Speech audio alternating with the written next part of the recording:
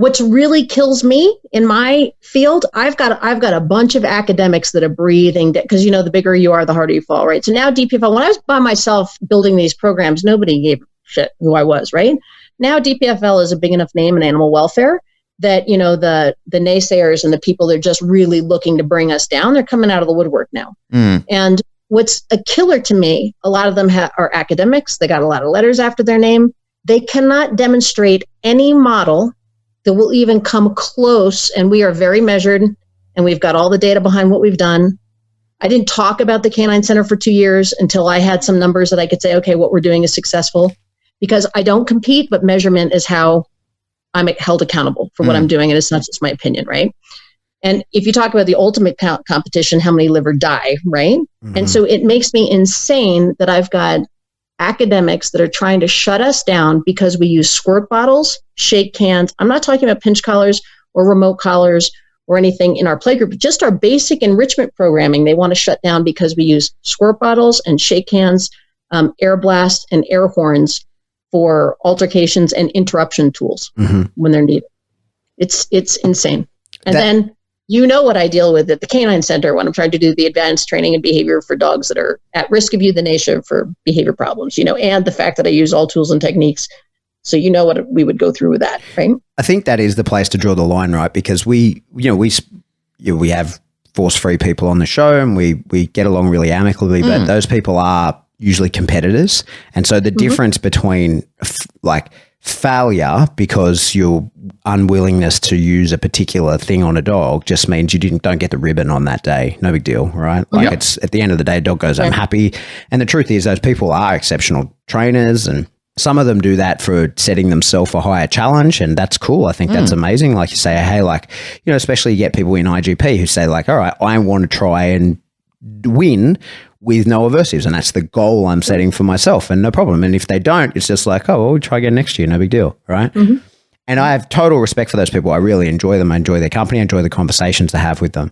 But it's the death before discomfort people who can go fuck themselves, right? Because that's where it's just madness. And I had one of the earliest clients that I ever put a prong collar on was an older woman, very, very small, and she had a very powerful dog, right?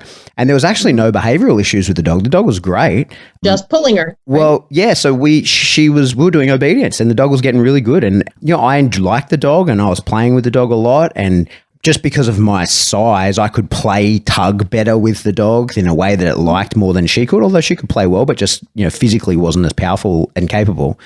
Anyway, one day, 3 or 4 sessions into it, dog saw me on the other side of the street and just dragged her to me, right? There was she was feet planted, doing everything she could on that flat collar to stop the dog. There was no behavioral problems with the dog. The dog was great. The dog's a fantastic dog, really well trained, but when the motivational math didn't add up because he saw me and was I just want to get to that guy, and I get my access to him is so irregular, and I see you every day, I'm going to him, and there was no way to stop him. And I said at the time, oh my God, and luckily at that time it was her street, right? So it was her back street. It wasn't through traffic, but had it been, there would have been absolutely no way to stop. And I said, oh my God, we're going to have to put a prong collar on this dog. And she, in her community, became a pariah, was basically hounded out of it because she was using this prong collar on the dog. And like I say, it's not we weren't even it was just to stop the dog from dragging her through traffic, keeping her and the dog alive. And it was, she lost access to a big part of her community.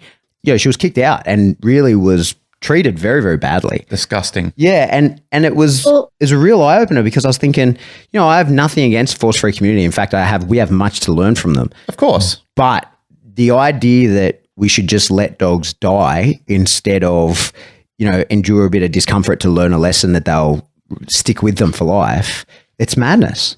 It is literal madness. And the thing to me is that it's not, there would be chaos in the universe. The natural world does not function this way.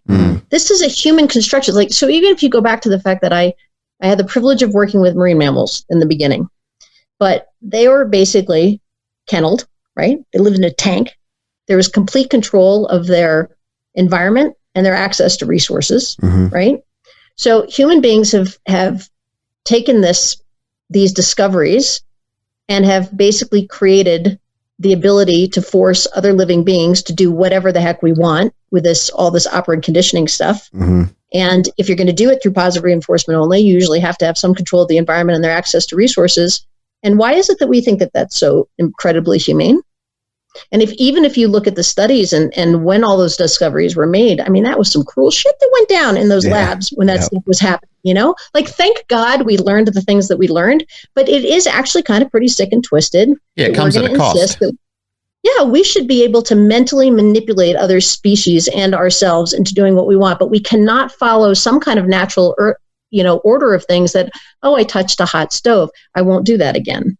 I mean, why do we think that just the occurrence of learning is not so valued? It doesn't actually make any logical sense, but that's what's really hard nowadays, is there are so many academics that will claim that somebody like me is uneducated, stupid, or I'm just actually a self-reinforced punisher. That's why I do what I do, because it's self-reinforcing to me to use an interruption tool in playgroups, because somehow I go home like I had an orgasm in playgroups or something because I got to shake a shake hand at a dog. That is one of the ones that really upsets me, is the idea that punishment is reinforcing to the punisher. And they use that a lot as a justification for why you do it. You're stuck in a behavioral loop. And it's like, hey, yeah, but what is reinforcing is saving that dog's life. Like, that's actually highly reinforcing to me. But then also coming from horses, I mean, I worked with horses forever. And sure, I would pat my horses, and we all loved giving our horses carrots. But the day that a positive only trained horse makes it to the Olympics, I'll shut my mouth. It's going to happen. Or wins a PSA National or Mondio or IGP or anything like that. Training, yeah. Like, challenge accepted, guys. Like, show us how it's done. Pave the way. Don't just bring the unicorn dog out. Like, bring them all out and show us how it's done. We're not angry with these people. We're not resentful towards them. We have learned things. It certainly made me a better trainer on paying more attention to positive methods and so forth, and having a positive first approach to dogs. That's been something that I think many of us have learned from, and it's set new standards and guidelines. And I remember Chad Mackin saying once in an interview that they've held us accountable and they've made us be a little bit more honest with ourselves and a bit more, have a bit more credence when we're actually training dogs. They will, I wouldn't say happily, I wouldn't be audacious enough to use the word happily, but they will allow so many thousands and thousands of dogs to go to their death or be stupidly medicated when you can simply change the whole architecture of that dog's life. I remember a lady once sent me a prong collar back in the mail once, and there was no note with it. I thought she must be really disappointed with the prong collar, because I remember the dog, I remember her, I remember fitting it up to her. And I remember at the time that she was really happy with the lesson, and she said, "Oh, this is amazing." But like most people at the start, there was like, I could see her eyes dilate, and when she saw the look of the collar, and, I spoke about my own first experience, et cetera, et cetera. Anyway, I got the collar back and I thought, I'm going to ring her up. I need to find out what's actually going on here. So I rang her and she said to me, "Look, I'm sorry, I actually meant to send a note with the collar. I actually forgot. It was a bit absent-minded of me." And she said, "So I'm so happy you called me." She said, "I'm actually giving the collar back because," she said, "I don't need it anymore. It's transformed my dog's life." And she said, "I just want to give it back to you so you can donate this one to somebody else in need who can't afford one." And I mean, that choked me up a little bit. And I kind of thought, that is absolutely amazing. And this is I was out teaching students the other day. In all my career, in all the time that I've been using prong collars, not once in all the people I have fitted has one person ever come back to me and said, "It's because of you that, you broke down the relationship with my dog. It's because of you that you caused pain and undue suffering with my dog. It's because of you that my dog has holes in its neck," or anything. Never, ever, ever. Like, if I started to see a relationship with that happening and a string in that behavior going on, I'd say, you know what, there's no way I'm going to endorse this product. It's been the absolute polar opposite. Not one person in 30 years, or let me be real, 28 years since a guy called Adrian Tyler in Melbourne showed them to me from a guy called Pat O'Connor from Ray Allen. He brought the first one out that I ever saw, and I had the same reaction. I was mortified. I thought it was the most hideous looking thing that I've ever seen. And he said, "Mate, just open your mind." Like he said, "I wouldn't show you this," or he said, "I'm a dog lover. I love dogs." He said, "I wouldn't recommend this to you." He said, "But your dog's pulling all over the place." He said, "We can fix this today." He said, not permanently, but he said, we can significantly improve things today if you trust me. And I did, and it changed my life. And now I've had, because of him, because of his presence and his ability to allow me to open my mind, I've been able to open my mind and share my experience with so many other people. I'm glad you're doing it too, Amy. Well, I mean, that was the point that I reached out to you, is your podcast about just because you don't understand something. Yeah. And I think what's so hard is that, and I don't want to, and thank you for toning me down, because I do have resentment sometimes, admittedly, but I am with you both in that I employ and want to be an expert in all of the techniques, protocols, science, application of the science, that everybody in the positive community, we do all of that and are into all of that. And so there's nothing that I am saying is bad about positive reinforcement training at all. What I'm just saying is that if an animal is not learning what they need to learn from the approach that you're taking, be creative enough to be able to alter your approach and try something else. And I just think it has to be effective. I've heard you guys talk about that forever. And it's just very hard. Animal welfare is really emotionally draining work. It's hard to go into the animals. I've got these young kids that are working with me, and we, at the Canine Center, we've been successful with 87% of the dogs that have come through. I was hoping for a 50% mark, but these are dogs. When Jay came down to help us, I had a population of dogs. What he said to me is that, people call me all the time and say, oh, I've got this badass dog. And I had a population that was sent to me from Canada.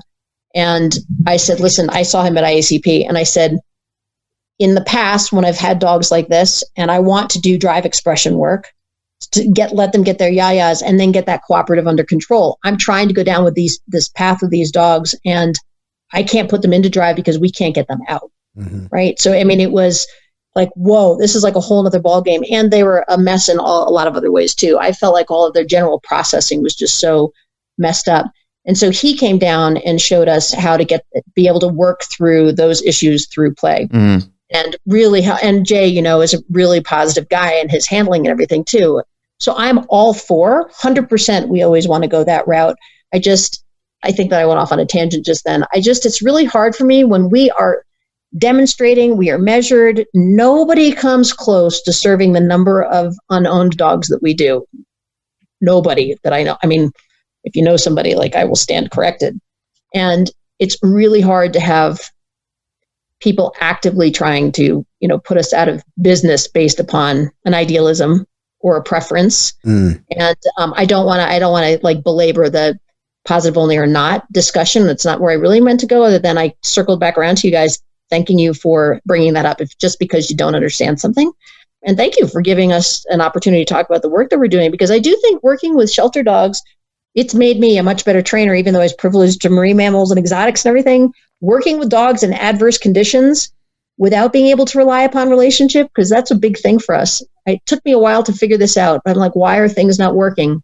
And even though we're building relationship every single time we're interacting with the dogs, I'm telling my team all the time, don't rely upon your relationship to be the thing that is changing their behavior, because remember, we've got to hand them off to somebody else, and we might not even know to whom they're going. Right. And so we have to actually really kind of teach them some clinical stuff that we hope is going to generalize.